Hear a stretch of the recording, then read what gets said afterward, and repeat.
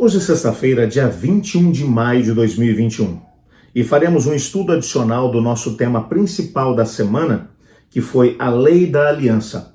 Nessa semana estudamos a lição de número 8 do nosso trimestre.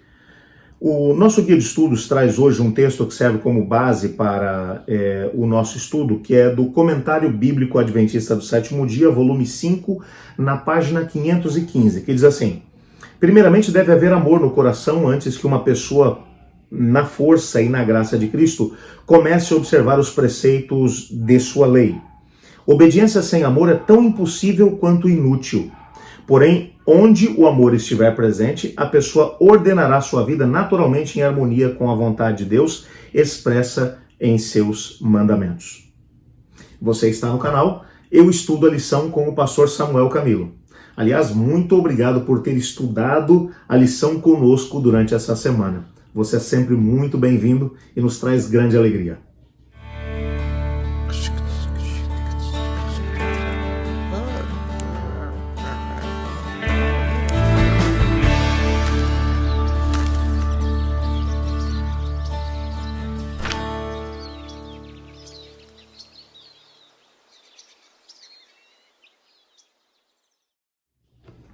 Nessa semana tivemos a oportunidade de poder compreender que todas as alianças que o Senhor Deus fez com o ser humano, desde a aliança que ele fez com Abraão, a aliança que ele fez com Noé, a aliança que ele fez com Abraão, a aliança que ele fez com Israel, todas essas alianças foram sempre embasadas na sua graça.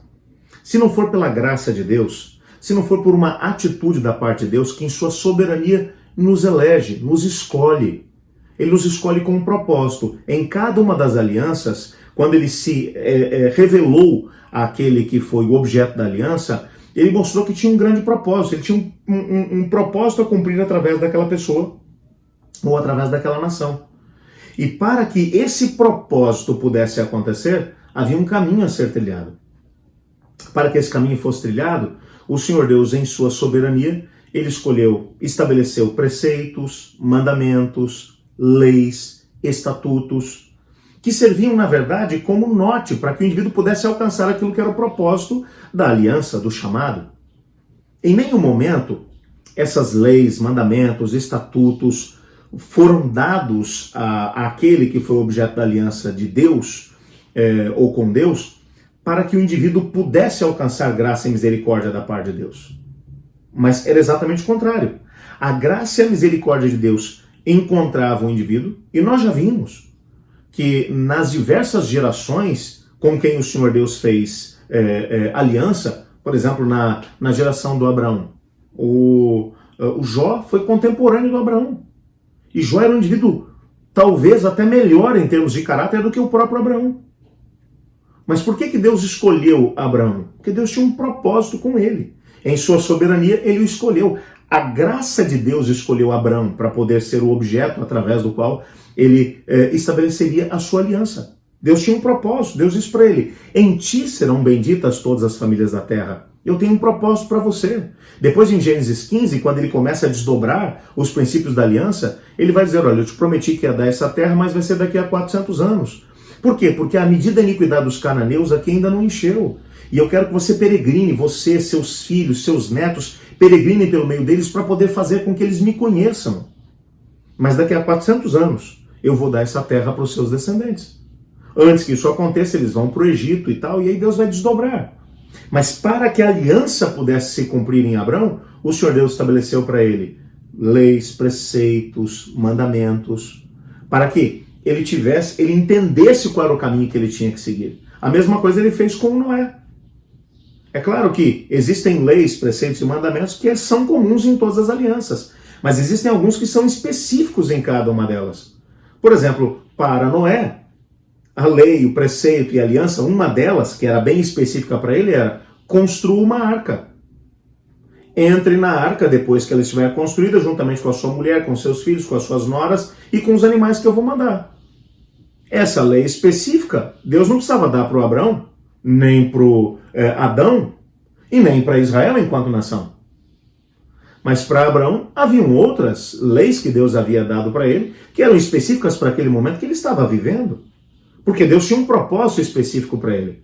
Volto a dizer, existem algumas leis que são comuns em todas as alianças e que são estáveis, como por exemplo, a lei moral, os 10 mandamentos. Você descobre que o Adão guardava essa lei, o Noé guardava essa lei, o Abrão guardava essa lei, e Israel deveria guardar essa lei. Indícios de que a lei de saúde já existia na época de Noé, e na época do Adão também, é claro, você encontra dentro do contexto bíblico. Então, haviam leis que eram estáveis, que permaneciam, e haviam leis específicas que eram, ou estatutos, mandamentos, que deveriam direcionar as pessoas para poderem alcançar o propósito do Senhor Deus. Mas no texto que nós lemos hoje, que é do Comentário Bíblico Adventista do Sétimo Dia, volume 5, na página 515, nós descobrimos uma coisa interessantíssima. Diz que antes do indivíduo começar a guardar os mandamentos do Senhor, é importante que o amor encha o seu coração.